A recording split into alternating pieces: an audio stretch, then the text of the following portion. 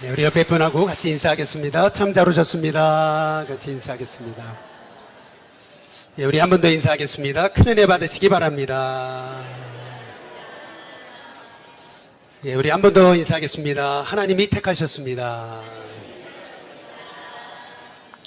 네, 우리 찬양대 오늘 수고하셨는데 박수 한번 뜨겁게 더 부탁드리겠습니다. 감사합니다. 네, 잠깐 기도하겠습니다. 좋으신 하나님 감사합니다. 예배 자리 오게 된 것, 하나님의 거룩하신 우리 인생을 향한 가장 큰 은혜의 초청임을 분명히 믿습니다. 이 자리에서 하나님의 음성을 들어 이 땅에서도 하늘을 살아내는 저희들이 되게 하시고, 이 땅에서 예수님의 이 생명의 빛을 세상 가운데 증거하는 하나님의 종들이 되도록 하나님 말씀의 은혜 받고 은혜만 듯 끝나지 않고 그것을 삶으로 살아내는 저희들이 되도록 인도해 주옵소서. 오늘도 말씀 듣기 원합니다. 성령께서 우리 마음 가운데 말씀하시고 말씀하실 뿐만 아니라 한 주간 동안도 생각나는 귀한 은혜가 있도록 인도해 주옵시기를 간절히 원하옵고 예수 그리스도의 이름으로 기도드리옵나이다. 아멘. 지난주 조금 의외의 한 기사가 떴죠. 우리는 삼성이 세계 반도체 3개를 주름 잡는 줄 알았는데 삼성을 추월한 한 이름 처음 들어보는 분들도 있었을 텐데 그런 기업이 하나 있었죠. 엔비디아라고 하는 그러한 기업이 삼성을 추월했다. 반도체 분야에서. 그러니까 어떤 분이 그런 얘기를 해요. 아니 어떻게 그 급성장을 했냐 그 회사는 이렇게 이제 그러니까 이런 얘기를 합니다. 급성장한 게 아니라고. 20여 년이 넘도록 이 젠슨 황이라고 하는 사람은 소위 선택과 집중을 통해서 누가 뭐라 그래도 오로지 끈기 있게 한 길을 걸어온 회사다. 이런 얘기를 해요. 저는 그 얘기에 참 마음에 이렇게 감동이 됐습니다. 누가 뭐라 해도 선택과 집중을 통해서 오로지 한 길만 걸었다. 실은 지난 한 10년간 저희 일신교회는 오로지 구원이라고 하는 그 한 길을 위해서 달려왔습니다. 코로나라고 하는 뜻밖의 복병을 만나가지고 그동안 많은 분들, 구원받은 분들, 많은 분들 썰물처럼 빠져나갔었지만 그러나 우리는 결과, 열매에 상관없이 지금까지 오로지 한 길, 영혼 구원, 그 복음을 위해서, 구원을 위해서 우리가 지금 한 길 달려오고 있는 거 아니겠어요? 한눈 팔지 않았다. 참 이것이 하나님의 큰 은혜인 것 같습니다. 그런데 왜 구원이 중요할까? 여러분, 구원이 중요한 것을 우리가 성경적으로 보면은 하나님이 물로 세상을 2번 심판한 사건이 나오거든요. 첫 번째는 노아의 홍수 사건. 물로 세상을 쓸어버리시잖아요. 그리고 이스라엘 백성이 출애굽하는데 마음이 돌변해가지고 이스라엘 백성들을 붙잡겠다고 쫓아오던 애국 군대를 하나님이 홍해에다가 완전 수장을 시켜버리잖아요. 그래서 이 모세의 홍수 사건, 이 모세의 홍해 사건, 이것이 하나님이 세상을, 사람을 심판하신 2번의 사건이거든요. 노아의 홍수, 그리고 모세의 홍해, 홍수와 홍해. 여러분, 이 2가지는 한 가지 아주 중요한 공통점이 있습니다.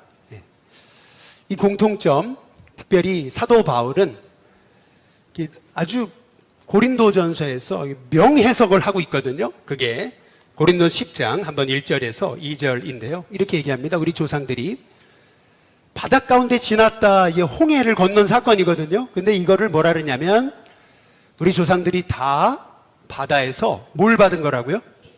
세례를 받은 거다. 그러니까 이스라엘 백성들이 집단적으로 다 세례를 받았다. 이제 이 얘기거든요. 실은 기독교 신앙의 가장 중요한 출발점은 여러분 그건 세례입니다. 왜냐하면 우리가 어머니 뱃속에 10개월이 있어도 태어나야 출생을 해야 우리의 삶이 이 아름다운 세상을 맛볼 수 있는 거 아니겠어요? 마찬가지로 실은 이 세례란 뭐냐면 우리의 믿음의 삶에 있어서 새로운 출생과도 같은 거죠. 물속에 들어갈 때 과거는 죽은 거예요. 나는 죽었어요. 근데 물속에서 나올 때 내가 새 사람으로 다시 태어나는 거예요. 그래서 세례가 중요한 이유는 뭐냐 하면 과거에 나는 이미 죽었어요. 그리고 다시 하나님 안에서 태어난 사건. 여러분 그게 세례인 거죠. 그래서 사도 바울은요, 이 세례가 뭔지 아주 기가 막힌 말씀을 로마서 6장에 3절과 4절에서 하고 있어요. 그게 뭐라 그러냐면 세례란 그리스도 예수와 합하는 거다. 하나 되는 거다. 그래서 예수님이 우리를 위해 십자가에 죽으셨듯이 우리도 죽은 거라는 거예요. 그래서 우리가 그의 죽으심과 합하여 세례받음으로 그와 함께 장사된 거다. 예수님 십자가에 죽으셨을 때 예수님만 죽으신 게 아니고 우리도 죽은 거다. 그러나 예수님은 3일 만에 아버지의 영광으로 부활하시잖아요. 마찬가지로 우리도 그리스도를 죽은 자 가운데 살리심 같이 새 생명 가운데 행하게 되는 거, 여러분 그것이 세례다라고 사도 바울은 말씀하고 있는 거죠. 다시 말하면 세례란 뭐냐? 그리스도와 합하여지는 건데, 이 합하여지는 것이란 예수님과 함께 죽을 뿐만 아니라 예수님과 함께 다시 사는 거, 이 부활의 영광에 참여하는 거, 여러분 그것이 세례다라고 그렇게 말하고 있는 거거든요. 여러분 그러면서 이스라엘 백성들이 홍해를 건넌 사건은 단순히 물을 건넌 게 아니고 그들이 집단적으로 세례받고 구원받은 거다. 그러니까 다시 말하면 홍해를 건넌 사건은 이거는 엄청난 그 민족을 향한 하나님의 구원의 역사였다. 근데 마찬가지로 노아의 홍수 사건도 단순한 이 물로 세상을 쓸어버리고 심판하는 그러한 개념이라기보다는, 물론 그런 의미도 있습니다. 그러나 더 중요한 것, 이 노아의 홍수 사건은 뭐냐면 노아 한 사람을 통해서 그 가족 전부가 구원받는 사건이라는 거죠. 그래서요, 우리가 구원이 그렇게 중요한 사건이구나. 성경에서는 끊임없이 이 구원이 얼마나 중요한 것인지를 하나님은 우리에게 말씀하고 계시는 것이요. 그래서 우리는 실은 이 노아의 방주 사건을 단순히 심판이라는 그러한 우리가 시선으로 볼 게 아니고 이 노아의 방주 사건을 구원이라는 개념으로 우리가 보게 되면은 이 노아의 방주를 통해서 우리는 놀라운 구원의 의미를, 이 구원이 무엇인가 라고 하는 것을 알 수가 있게 되는 겁니다. 먼저 첫 번째 구원의 의미 한번 따라해 보시죠. 구원은 순종이다. 네, 구원은 순종이라는 거예요. 창세기 6장 22절에 보시면은 노아에 관해서 하나님 말씀하시는 건 뭐냐면 노아가 하나님의 명령대로 다 그 명령을 준행했다. 근데 7장 5절에도 보면 노아가 하나님께서 자기에게 명하신 대로 다 준행했다. 여기 준행이라는 단어가 나와요. 이 준행이라는 단어는 사전을 찾아보니까 전례나 명령 따위를 그대로 쫓아서 행한다라는 뜻이 있는 거죠. 그러니까 준행이라는 말, 그대로 말씀하시는 대로 그대로 했다, 이런 얘기거든요. 하나님이 어느 날 노아에게 방주를 지으라 그러시거든요. 근데 그 노아의 방주라는 것은 노아가 그동안 경험도 보지도 해보지도 않은 일이었어요. 이 방주의 길이만, 하나님이 말씀하시잖아요. 길이만 지금으로 얘기하면 약 136m, 그리고 너비만 한 22m, 그리고 높이만 13m 정도 되는 그런 배를 만들려고 그러시는 거거든요. 당시로서 본 적도 없어요. 해본 적도 없어요. 아니 이거를 나한테 어떻게 하시라고. 그냥 노아는 한마디만 했으면 되는 거죠. 하나님 못해요. 그런데 오늘 성경에 보니까 노아가 하나님이 자기에게 명하신 대로 다 준행을 했다고 이렇게 얘기를 하고 있거든요. 근데 이게 얼마나 대단한 사건이냐 하면은, 아니 비도 한 방울 내리지 않아요. 그리고 136m 정도 길이가 되는 배라면 뭐 배를 바다 앞에서 지었겠습니까? 아니죠. 엄청난 광활한 그런 평지에서 지었을 거 아니겠어요? 그러면 그 광경을 보고 사람들이 뭐라 그랬겠습니까? 아유, 저 생각이 조금 어떻게 잘못된 거 아니야? 라고 다 한마디씩 하면서 비난하고 조롱했겠죠. 사람이 제일 견디기 힘든 것이 나를 향한 비난이거든요. 그런데 노아가 이 방주를 몇 년을 지었냐, 이게 굉장히 중요한 거거든요. 우리는 보통 한 120년이라고 생각을 하지만은 사실은 120년은 아닙니다. 그걸 어떻게 알 수 있는 거냐면 창세기 5장 32절에 보면 하나님은 노아가 500세 된 후에 셈과 함과 야벳을 낳았다 이렇게 얘기하거든요. 이게 5장 32절 말씀이에요. 그런데 6장에 또 넘어가면 노아의 족보다 그래 놓고 또 새 아들을 낳았다. 근데 그 아들이 셈과 함과 야벳이다. 똑같은 얘기를 반복해요. 그런데 그러고 나서 노아가 새 아들을 낳았던 500세 이후에 하나님이 뭐라 그러시냐면 6장 14절에 이렇게 얘기합니다. 너는 고페르 나무라고 하는 나무로 방주를 지어라. 그러니까 500세 이후에 하나님이 자식 셋 낳고 그리고 나서 방주를 지으라고 하신 거죠. 그래서 방주를 짓기 시작했을 거 아니에요? 근데 홍수는 언제 시작된 거냐 하면은 노아가 600세다 이렇게 말하고 있잖아요. 그러니까 노아가 방주를 지은 기간을 얘기하라 그러면 120년이 아니고요. 한 수십 년은 됐겠죠. 아무튼 짧은 기간은 아니었어요. 긴 기간을 통해서 노아가 생전 경험해 보지 못했던 방주를 짓지 않아요.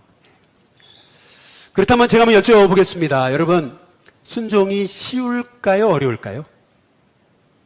이렇게 대답하면 여쭤보면 아무도 대답하지 않으실 줄 알았어요. 여러분, 순종이 어려울까요? 어려울까요? 어렵습니다. 어려워요. 왜냐하면은 여러분, 말은 순종이라는 게 쉽지만 실은요, 순종이란 뭐냐면은 이해되지 않는 것을 해야 되는 거거든요.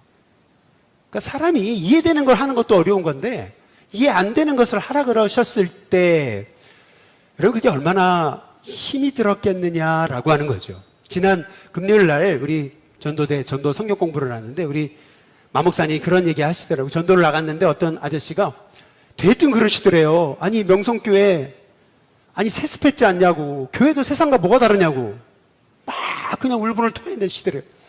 그 목사님이 그 얘기를 듣다가 그런 얘기를 했대요. 아저씨, 교회도 실수해요. 그런데요, 하나님은 실수하지 않으세요. 그러면서 그 아저씨한테 그랬대요. 아저씨를 향한 하나님의 사랑도 실수하지 않으십니다.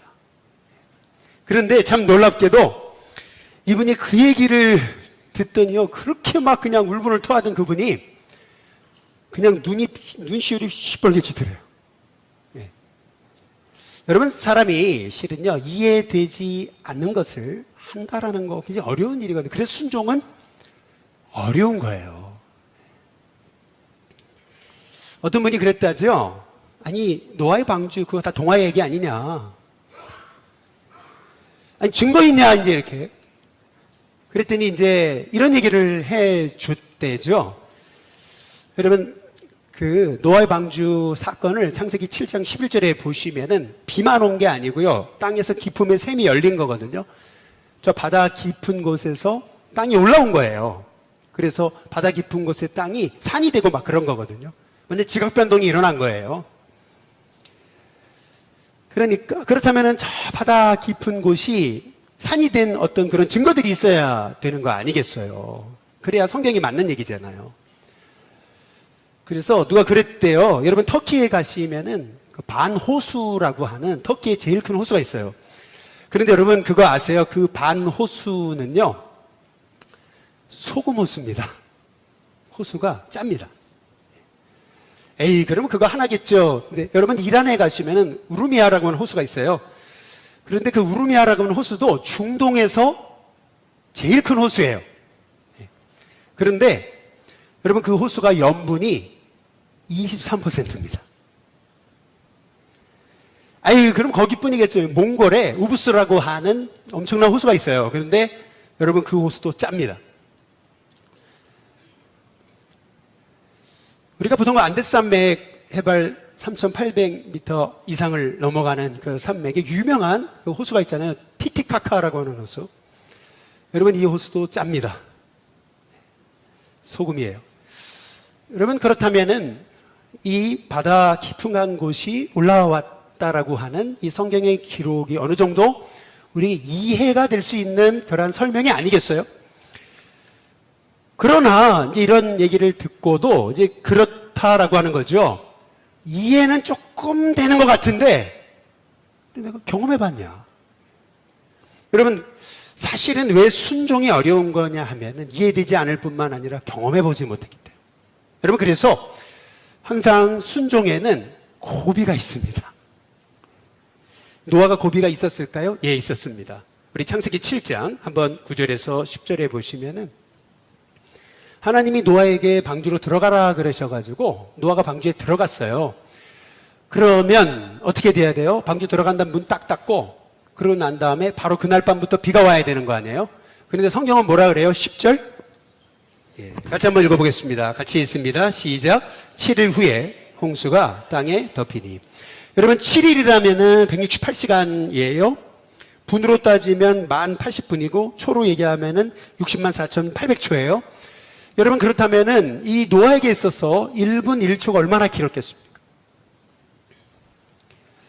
그러니까 노아에게도요, 하나님 말씀에 순종하기까지 고비가 있었어요. 여러분, 우리가 하나님 말씀에 순종하는 것도 그렇고요, 믿음 생활도 그렇고요, 모든 게 다 고비가 있습니다. 우리는 이제 이 노아의 모습을 보게 되면서 역으로 생각을 바꿔보면은 이런 생각을 하게 되는 거예요. 역시 노아는 달랐구나. 그 노아 할아버지는 역시 의지의 사나이지. 나 같으면 벌써 튀어나왔을 텐데. 자식들, 가족들 잘 설득해가지고 홍수가 온다, 방주에 들어가야 된다. 막 동물들 이끌고 방주에 들어갔는데 비가 안 오잖아요. 그것도 7일간. 막 그냥 가족들이 뭐냐고 이거 막. 여러분, 그런데 노아는 7일을 버텨내거든요. 그렇죠? 그러니까 우리는 그런 생각을 하는 거예요. 역시 노아야. 우리와는 달랐지. 우리도 저런 믿음이 있어야 될 텐데 나는 왜 모양일까? 나는 왜 고비에 늘 넘어가지는 거지? 우리는 이런 생각을 하는 거거든요. 여러분, 한번 따라해 보시겠습니다. 구원은 순종이다. 예, 그래서 순종이 너무 중요한 거예요. 그러나 여러분, 이 순종도 하나님의 은혜입니다. 여러분, 내가 의지가 강하고 남보다 믿음이 달라서 실은 이 고비를 넘어 순종하는 게 아닙니다. 우리로 순종할 수 있게 하시는 분이 계시더라. 여러분, 그 증거를 이제 여러분께 설명을 드릴게요. 많은 분들이 노아의 방주는 피상적으로만 생각을 하는 거예요. 성경을 조금 더 깊이 들여다봐야 되는데, 여러분, 이 노아의 방주를 제가 읽다가 이거구나, 딱 제가 무릎을 친 게 있었어요. 그게 뭐냐면, 우리는 하나님이 노아에게 방주로 들어가라 그러셨을 때 우리는 그렇게 착각을 해요. 암수 한 싹씩 이 노아의 방주로 들여보내라 그랬으니까 노아가요 막 동물을 붙잡아가지고, 그래서 방주 안으로 들여보낸 다음에 자기가 마지막으로 딱 들어가고 문을 닫았다 이렇게 생각하는데, 성경은 그렇게 얘기하지 않습니다. 거꾸로입니다. 잘 보십시오. 혹시 성경을 펴놓으셨으면 창세기 7장에 보시면은 노아는 아들들과 아내와 며느리와 함께 홍수를 펴어 방주 안에 들어갔어요. 그리고 나서 8절, 정결한 짐승, 부정한 짐승, 새, 땅에 기는 모든 것이 하나님이 노아에게 명하신 대로 암수 둘씩 노아에게 나와 방주로 들어갔어요. 그렇죠? 그래, 이러면 끝나면 되잖아요. 이렇게 성경에 설명 한 번 하면 되잖아요. 그런데 여러분 잘 보세요. 설명이 또 나옵니다. 반복됩니다. 그게 창세기 7장의 13절입니다. 다시 잘 보십시오. 좀 더 구체적으로 나옵니다. 그게 뭐냐면 13절 우리 같이 한번 읽어보겠습니다. 함께 있습니다. 시작. 곧 그날에 노아와 그의 아들 이름이 나오죠. 셈, 함, 야벳과 노아의 누구요? 아내와 그리고 세 며느리가 다 방주로 어떻게 했어요?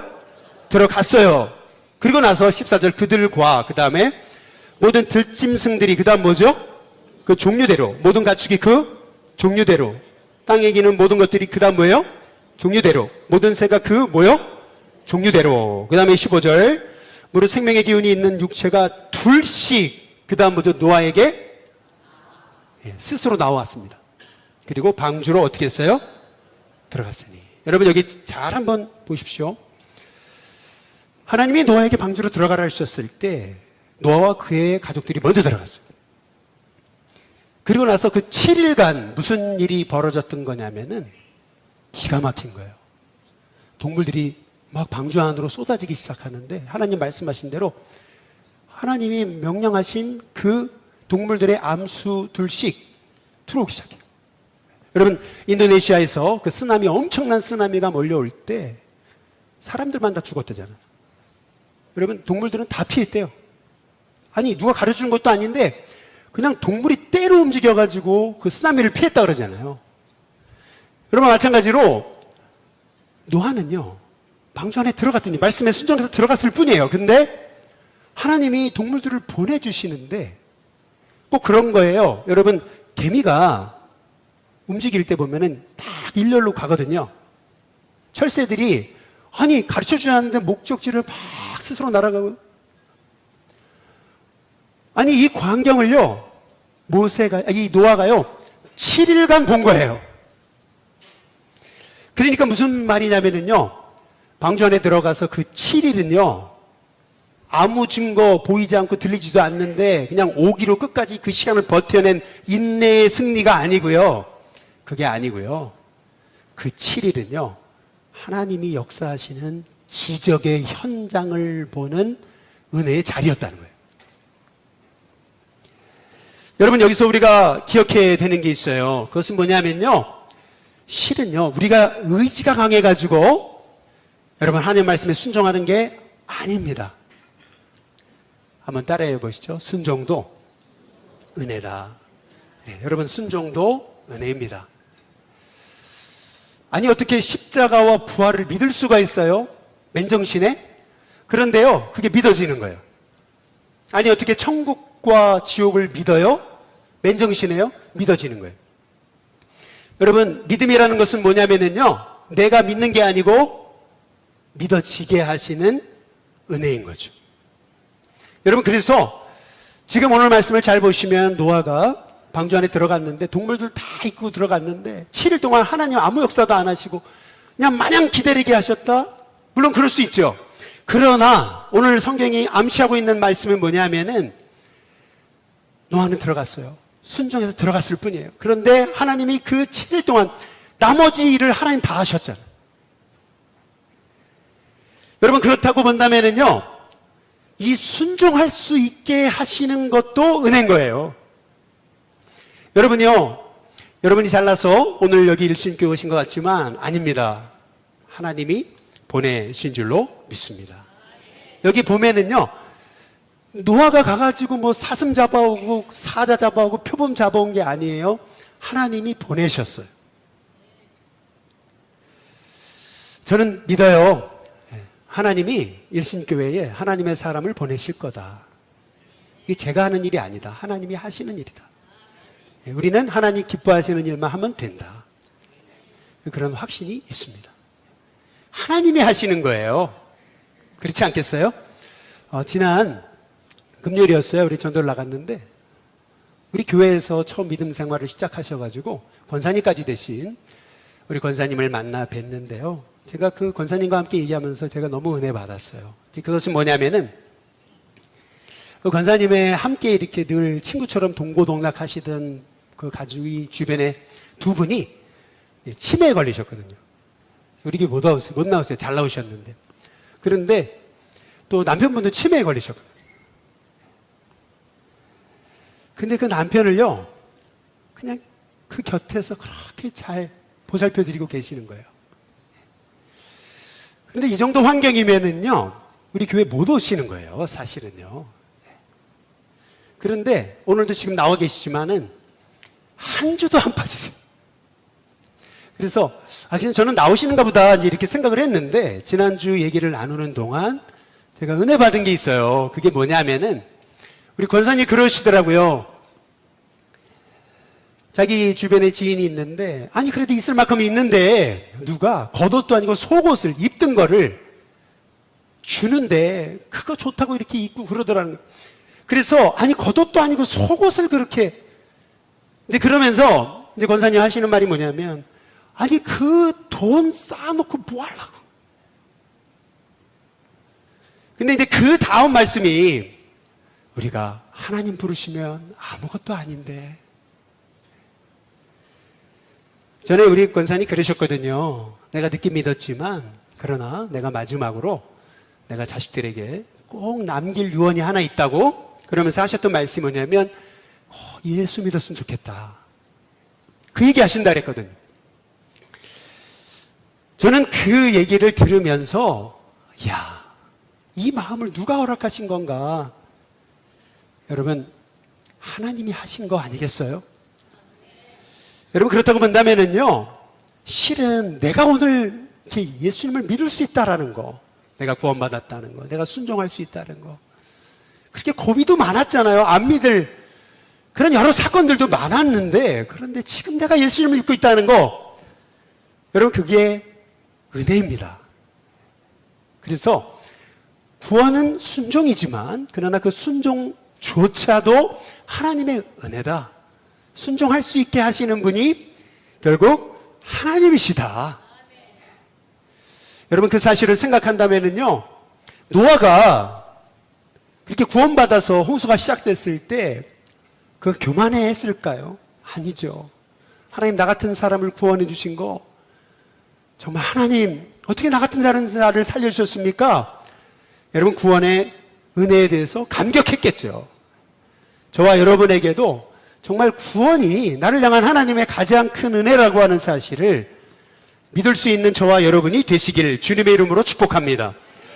그런데 오늘 여기 창세기 7장 16절에 보면 이 구원에 관해서 우리가 한 가지 더 아주 주목해 보일 너무나 중요한 말씀이 하나 있어요. 그게 뭐냐면 한번 7장 16절입니다. 같이 읽습니다. 시작. 들어간 것들은 모든 것의 암수라 하나님이 그에게 명하신 대로 들어가매 그랬거든요. 여호와께서 그를 들여보내시고 어떻게 했었어요?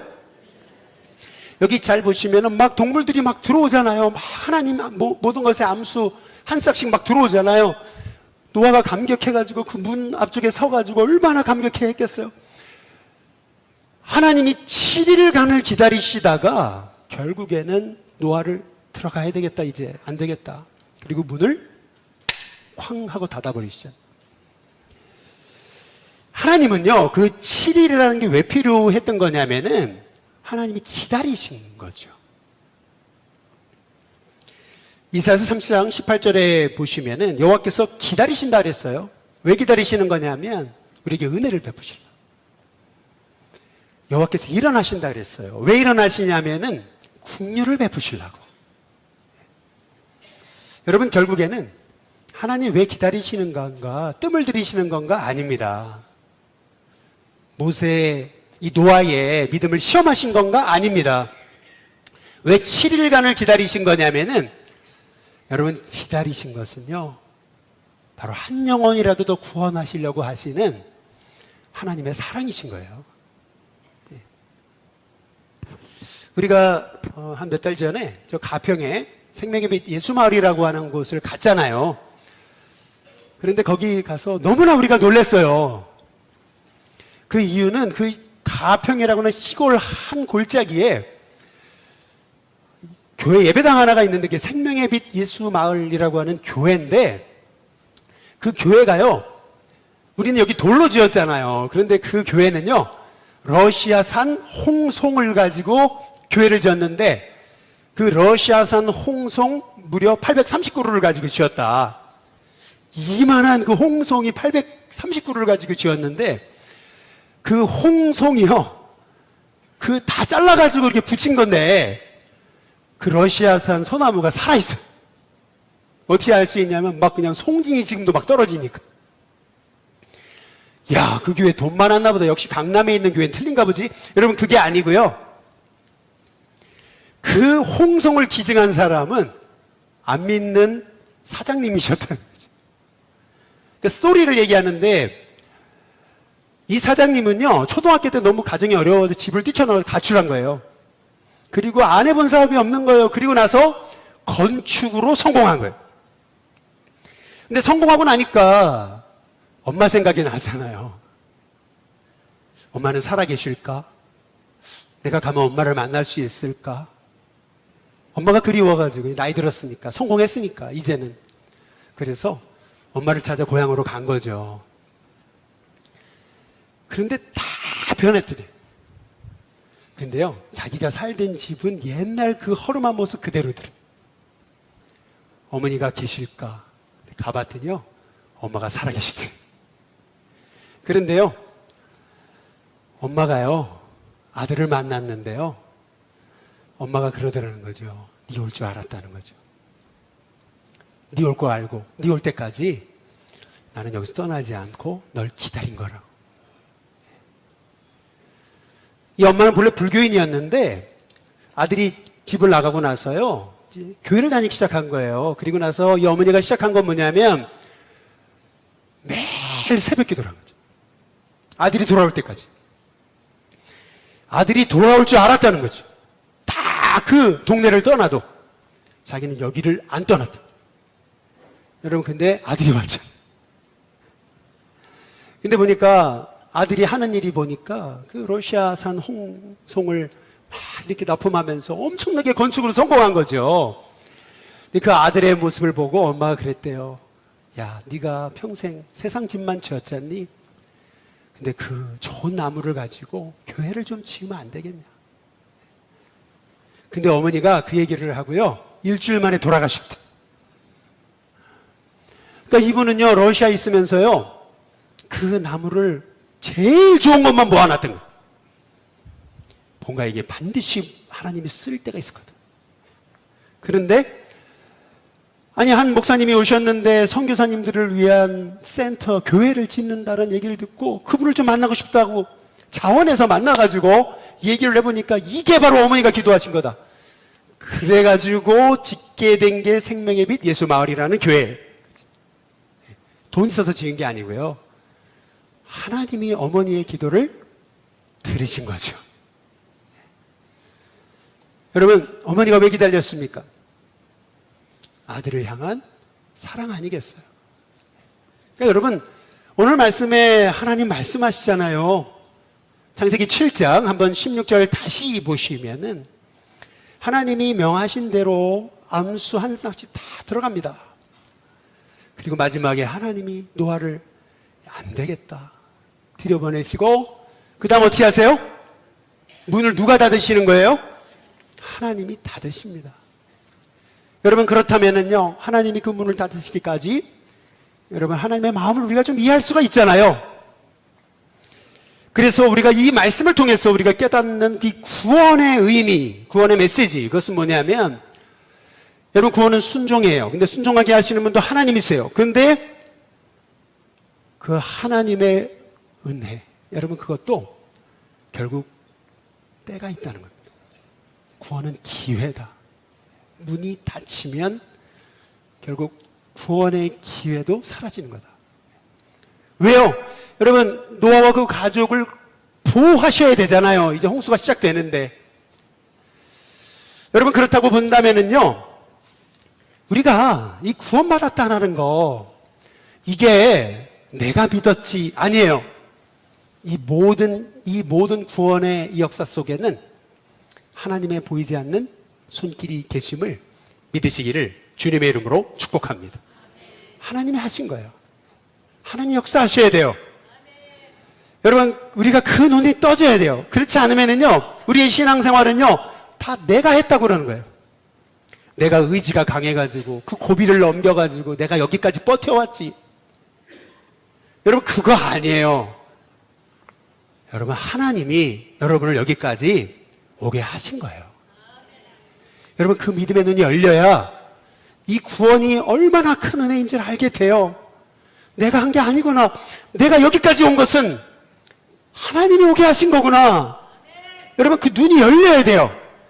그래야 모든 게 은혜고, 나를 구원하신 게 나를 향한 하나님의 가장 큰 은혜였구나 깨달으면서요, 여러분, 매일 감격하며 살아갈 수 있는 하나님의 종들이 되게 되는 줄로 믿습니다.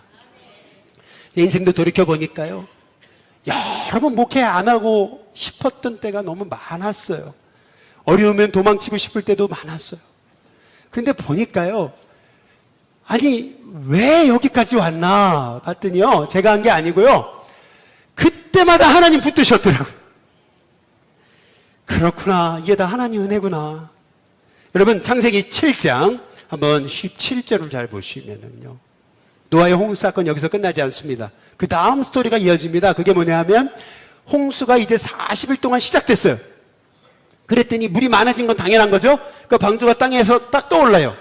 여러분 딱 연상이 되십니까? 물은 더 많아졌어요. 그랬더니 땅이 물로 넘치게 됐어요. 그랬더니 방주가 물 위에 막 떠다녀요. 정치 없이 막 떠다닙니다. 근데 물은 땅에 더욱 넘쳤어요. 그랬더니 천하의 높은 산도 다 잠겼어요. 그 높은 산도 그 하나님의 심판을 당해낼 수가 없었어요. 그래서 20절 물이 불어요. 그래서 모든 산들이 다 잠겨버리거든요. 근데 성경은 이렇게 얘기합니다. 물이 불어서 15규빗이나 오르니 산들이 다 어떻게 했어요? 잠긴지라. 여기 보면은 이 15규빗이라는 것을 강조하고 있잖아요. 여러분, 이 15규빗은 엄청난 메시지입니다. 15규빗. 15규빗은 뭐 정확한 건 아니지만 한 6.84m 되는 거거든요. 여러분, 이 15규빗이 강조하고 있는 것은 뭐냐면 삶과 죽음이 15규빗 차이인 거예요. 산다는 거 별거 아니에요. 15규빗 차이로요, 살 수도 있고 죽을 수도 있어요. 인생이란 게 그런 거예요. 내가 하는 것 같지만요, 그 15규빗을 못 넘으면 죽은 거예요. 여러분이 구원이라는 것도 여러분이 믿은 게 아니에요. 하나님이요, 여러분에게요, 그 15규빗의 은혜를 허락하신 거예요. 게오르기에 25시라고 하는 그러한 책이 있죠. 그 25시가 뭐예요? 게오르기가 이런 얘기를 해요. 25시란 인류의 구원이 모두 끝난 시간이다, 이렇게 얘기합니다. 최후 시간도 아니라 최후 시간이 24시인데 최후 시간에서 1시간이 더 지난 시간, 이게 25시라는 거죠. 이게 지금 우리 서구가 처한 지금의 상황이다, 이렇게 얘기하거든요. 그게 25시입니다. 여러분, 그렇다고 한다면 여기 잘 보세요. 1시간 차이로요, 구원이 결정 나는 거예요. 아니 1초 차이. 여러분, 그렇다고 한다면은요, 실은 이 15규빗이 얘기하는 게 뭐예요? 15규빗으로요, 이게 생사가 결정 나는 거예요. 그렇다면 여러분, 내가 15규빗 안에 들어왔다라는 거, 여러분, 이게 여러분이 한 겁니까? 아니에요. 하나님이 하신 거예요. 여러분, 그렇다고 본다면은요, 이게 얼마나 큰 은혜입니까? 실은요, 나 같은 사람이 구원받은 것이, 여러분, 그게 가장 큰 하나님의 은혜죠. 여러분, 이 은혜를 알아야 실은요, 이 은혜를 누리며 살 수 있습니다. 은혜를 아는 만큼 누릴 수 있습니다. 이 구원의 감격이 있는 만큼 여러분은 믿음의 삶이 축제가 될 수 있습니다. 그래서 이 구원의 은혜를 여러분이 누려야 돼요. 그래서 구원의 은혜를 즐거워해야 돼요. 그래서 신앙생활이란 뭐냐면 다름 아닌 이 구원의 은혜를 누리는 축제인 거예요.